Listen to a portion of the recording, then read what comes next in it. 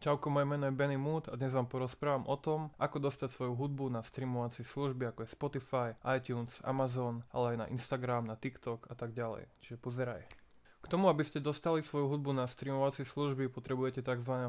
Distribútora a buď to môže byť nejaké hudobné vydavateľstvo, ako je napríklad Universal Music, Warner, Ruka v gači, alebo si to môžete spraviť aj po svojom a je na to niekoľko možností.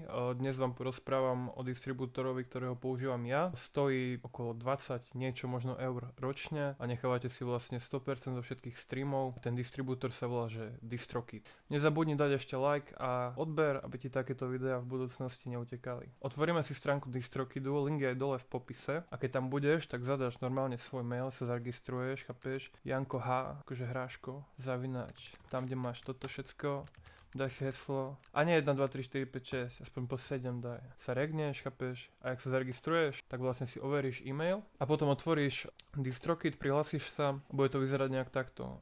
Ja tu už nejakú hudbu mám, ale ty keď si zaregistruješ nový DistroKid, tak samozrejme tam nebudeš mať nič, ale je to v podstate všetko, hej, čiže regne sa tam a potom už môžeš uploadovať svoju hudbu a je to veľmi jednoduché. A ten proces vám predstavím celý v ďalšom videu, čiže daj like, daj odber, ak si sa naučila niečo nové a opäť sa vidíme v druhej časti videa.